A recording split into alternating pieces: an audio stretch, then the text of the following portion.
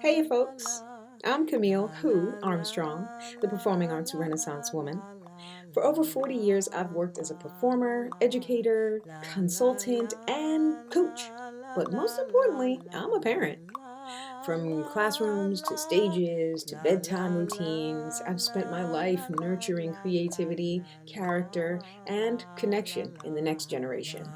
This series is for you, whether you're expecting, learning as you go, or parenting for the first time, or even third time around. I'm here to share the insights, tools, and real talk I've gathered over 4 decades of hands on experience. Welcome to Camille Who, the Child Whisperer. I'm so glad you're here.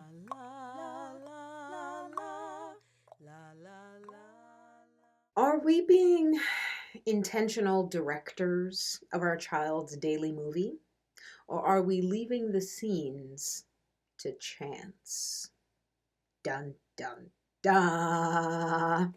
I'm Camille Who, the Child Whisperer, and today we're talking about a thing I like to call, and maybe I got it from somewhere else and I don't remember where I got it from. Maybe it just was like something in passing in earshot or something, and I was like, this is brilliant. This is a brilliant term to use for this concept. Children are constantly observing. They are soaking up. They are absorbing everything that they see on a daily basis. Now, they're only limited to this, what they see, what they hear, what they experience.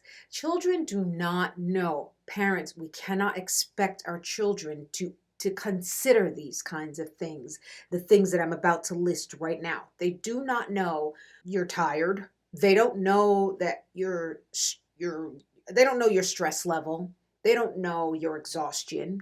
They don't know your backstory. They don't know your intentions. They don't know your history. They don't know that stuff, and they're not going to understand that kind of stuff. So this is why we have to intentionally play a movie every day. Like, look, parenting is not for the faint of heart. No one said this was going to be an easy job, okay? You are going to be exhausted, but your exhaustion is not their experience. Their experience should not be sacrificed because of your exhaustion. Unfortunately, this is the job you chose. You're a parent now. Welcome to the roller coaster. Sometimes you are exhausted, but you should not sacrifice certain standards and certain things that you play in their daily movie because of your exhaustion or your stress level or your backstory. This is why you address your backstory, you address your history, your experience, your parenting blueprint, become aware of it before your child arrives. So all they do is they just absorb it, right? That they don't know the backstory. They don't, oh, mom's just tired. That's the reason why she didn't, I don't know, wash the dishes. You know, dad's just exhausted because that's why he didn't clean his desk. Like, no, no, no, no, no, no. Or that's just exhausted, so he didn't do the dishes, or cook the food. I don't, whatever it is, right? They're not thinking about a backstory. Remember, especially if they're 1 or 2 years old, they don't reason at that point yet. They know what happened. They don't know they kind of know there's a cause and effect, and because of that, right? Like the things that they see, the things that they hear, they see cause and effect. Yeah, adults don't clean. That's all they're seeing. That's all they're seeing. They don't know that you're tired. They don't know that your stress level is high. So they just know that you just yelled at them for no apparent reason. They don't know, like they don't understand the concept of like, oh, oh my gosh, I'm just so stressed out, right? They don't get that stuff, okay? Which is why it's so important to be intentional with the things that you present to your child, and intentional with the things that you don't present to your child. Like there may be things that you can keep away from your child so that it is not a part of their everyday. This is programming your child. This is the daily stuff that they absorb every single day. That's why I call it the daily movie. And when you watch a movie over and over and over again, you tend to memorize the lines. You tend to memorize the scenes, right? You know what's going to happen. This is what a child experiences in their lives. They see things happen every day. They see, they see our self-care. They see how we talk to each other. They see how we handle stressful situations. They see the boundaries that are created and enforced. They see how we take care of the house. They see how we answer the phone. They see what we watch on TV, what we listen to, what kinds of music that we listen to. Like, this becomes a part of their programming. They learn how we talk about people and how we talk about them. And that has to be intentional, because we have to remember that they learn this. They see it every day. If they see it every day, and I'm not saying like, okay, don't talk about people. You gotta, sometimes you just have to talk about that person at work because they stressed you out today and you just got to get it out of your system and then move on. In that case, talk about it to your friend on the phone in another room, like not within earshot, because they don't need to hear that stuff. That is what we call grown folks conversation. I'll touch that. We'll just put that in your pocket for a second. They don't separate it. They don't know how to say, Mom is just tired. What they see is Mom didn't clean. They don't know that Dad's just stressed out. They just see, right? That's the internal stuff that's going on. They don't see that or understand that there is a that. They just know what they see, know what they hear, and know what they experience. So they look at the house is not clean or the clothes are not washed. Oh, that's what adults do. It's just what adults do. Adults don't clean. Adults don't wash clothes. That's what they're learning. And so and then they start to repeat these things. And here's what happens. What's sad is that when a parent sacrifices certain disciplines, even just niceties, even speaking respectful to each other, like when you sacrifice that because you're tired, because you're stressed out, or whatever the reason is, right? What parents don't realize that they're doing is that they're creating an unfair situation. Because if a parent now says it's time to clean your room, but then your child sees that your room isn't clean, or the kitchen's not clean, or your desk isn't cleaned, then it becomes this unfair, it's almost injustice, right? Like, why do I have to clean my room and you don't have to clean anything? And if we're teaching them how to become adults and how to be adults, then we have to set the example. We have to model that kind of behavior that we want them to learn. And the best way to teach a child is to model the thing that you want them to do or be. So that's why it's better to kind of like develop these kinds of habits before they come. Get like, what's your, really examine your belief system. What is your belief system about cleaning? What is your belief system about, is it self-care or is it just a chore that you have to do, right? Because cleaning your house is self-care. Creating order and creating peace in your household is a part of self-care. And when your child learns that is a part of self-care, that is a part of everyone does their part to make sure we live happily and comfortably and in order, then that's their standard, that's their norm, and you didn't have to do anything extra. It's something that you've already done, right? This is the thing, the standard you've already held yourself to, is the thing that you've always done in their daily movie. So then it becomes like, well, you don't have to clean your room. So why do I have to clean my room? And now you got a mistrust. You got a mistrust that's developing between parent and child, and that's not okay. That's one thing, one downside to that. A second downside to that is A parent will then feel guilty about holding their child to that standard because they know that they're not the best example to hold them to that standard. Then what?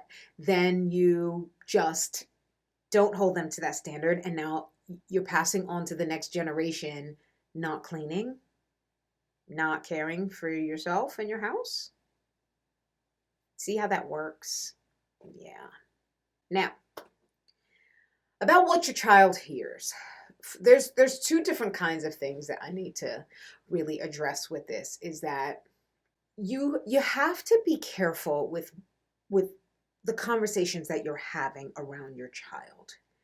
When I was growing up, a lot of parents, a lot of families, a lot of my friends had their parents had this standard.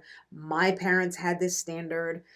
When adults were in a room, children were not a part of that conversation because there's a thing called grown folks conversation. Okay, there's grown folks talking here. You don't come in and insert yourself and have something to say, because that means you're listening to grown folks talking. Literally so much so that when I walked into a room and I saw 2 or 3 adults talking and no children around, I'd turn right back around and go the other way because I'm like, nope, that's grown folks. I don't even want to get in there. Okay, because I know I'm going to be called out and I don't need to be called out. Okay, like obviously it's different when, okay, I come into the room and I'm hurt, as a child, but like it was one of those, like you didn't even need the verbal cue anymore. It was like, oh, you just saw the adults in the room. You're like, yeah, never mind. You turn around, you went the other way. You go entertain yourself somewhere until the grown folks are done talking. With my children, I'm talking to another adult and it's, grown folks talking, grown folks conversation. One of my children would come in and they'd just kind of playing around or whatever. You could see it's not an emergency. You could see they don't want anything or need anything. It's just, they're just like hanging out, right? This is not the place to hang out. But what I would say to my child is, hey, sweetie, you okay? Yeah. Oh, okay, good. Listen, we're having adult conversation right now. And so can you please excuse us for a little while longer? They'll go, okay. And they'll go. That's it. My friends would be like, oh my goodness. Yep. Because what they need to understand is that their ears need to be protected. Their brains need to be protected. Their hearts need to be protected. They don't need to hear grown folks' business.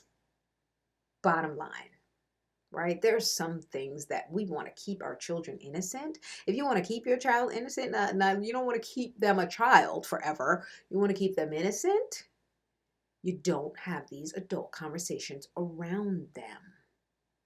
Another thing that I see parents doing is that's very dangerous, and they're unintentionally doing this, and I don't know why. Maybe they just didn't have the same standard as when I was growing up, right? Like not every culture, not every family, not every decade, whatever generation is the same. But I've seen many families do this, and they have these conversations to other adults. They're talking to other adults. Their child is within earshot. And especially if the child has been misbehaving, they're talking about the misbehavior to the other adult. Yeah, and they did this, and like they always hit me, or they do this, and da da da da, and like they're just being stubborn, and yada yada yada. Here's what your child is learning. Your child is learning that, yep, this is who I am. You're enforcing that. There's the other side of that, and that is, I got a lot of power. The third thing your child is also learning, right? They could have 3 different reactions. One of them is definite. They are going to learn that, okay, this is just who I am. It doesn't necessarily have to be who they are, but this is what they're hearing repeated. So now if that's who they are, then that's how they're going to continue to behave. You see, you're programming them. When you don't have that conversation around them, because there's times when parents need to vent. I get it. Oh, I get it. I used to call my friend and be like, ooh, my child, I'm gonna, I'm gonna. I just need to get this off my chest right now, right? Like secretively. I mean, sometimes I go into the closet and have the conversation because I can't quite get out of the house to have the conversation, but I need to flush it. I need to I need to vent, right? And that's necessary. But you don't have it in front of your child because you are enforcing what they do. You're giving it labels. You're giving them like this is what I do. So they're learning, they're being programmed to think that this is who they are. Yep, this is what I do. Oh, another thing that they can sort of grasp, or what they can possibly learn, is that I got under mom and dad's skin. Because I tell you, as children, there's one thing we want to know. If we are pushing buttons, we want to know that we push the right button. And if they hear you talking to another adult about what they did and how much it bugs you, oh my gosh, she's getting on my nerves. Oh my gosh, oh, he drives me crazy. Oh my gosh, such a pain. Yes, I got under your skin. I pushed the right button. Now they know that that's all they have to do to push, to get those buttons pushed. Isn't it a dirty game? It's a dirty game, folks. That's what I'm here to tell you now. Consider yourself educated. So, to recap, step 1, become aware of the daily movie that you are playing, that you're producing in front of your child. Ask yourself, what am I modeling today? Am I modeling self-care? Am I modeling responsibility? Am I modeling, this is what we do, collective responsibility? Am I modeling being polite? Am I modeling emotional regulation? Am I modeling good, positive communication? Or am I modeling something else? Step 2, save adult conversation for adult spaces. And if your child walks in, you have an example. Your child walks in, they're playing, they're obviously not hurt, they obviously don't need you. You just pause the conversation and say, babes, you okay? Yeah? Okay. Well, can you please, we're having an adult conversation, so can you please excuse us just for a little while longer? Usually they're like, oh, okay. That's all I need to hear is like, oh, it's an adult conversation. I'm not an adult, so if I need to go, all right. They just kindly ask me to excuse them. I'm gonna excuse them. That's it. That's all you need. You don't need to over-explain anything, okay? And then they learn there's a time and a place for everything. Step 3, model, model, model. The best way to teach your children to do anything is to model it yourself. You cannot do that. Do as I say, not as I do say. I don't know how that saying goes. Do as I say, not as I do. That garbage. And people got away with that mess. But then you got you raise children that are rebellious because that's injustice. The best way to teach your child is to become the person. Become that person. Work on becoming the person that you want to model in front of them, and model it. Because now you can hold them to those standards. And you're going to have pushback. Children are going to be like, but why do I have to? Do I do it? Yeah. Well, then we all have to do our part. All right. Right? They won't like it, but they will eventually. Once they start having roommates that their parents didn't hold them to that standard. Once they start having, friends that they go to their friends' houses and they're like, whoo, that house was dirty. They eat like this. They just like food's everywhere. Oh my goodness, mom, their dad, they were just yelling at their mom. They were yelling at their dad, like, oh my gosh, the things that they talk about, or, oh, he tried to show me something on the internet, like that kind of stuff, man. Your child will start noticing these things in other households, and they will appreciate that you have this kind of household where you model the behavior and play it in their daily movie. Becoming a better parent is creating a better future. Step 4, direct the movie intentionally, right? Think about what you're going to say. Think about what you're saying. Think about how you're saying it over and over again. Think about what they're hearing. Think about the shows that you're watching on TV. Are they appropriate for children or are they appropriate for adults? Even there's some Toy Stories where some toys are beating up other toys. That's not what you want to play for your 2-year-old child. I'm going to say that right now. So like when you're watching a movie or you think it's a child's movie, it may be appropriate for a 7-year-old, but not appropriate for a 2-year-old. You can't explain that that's not what you do with your kid, with your toys.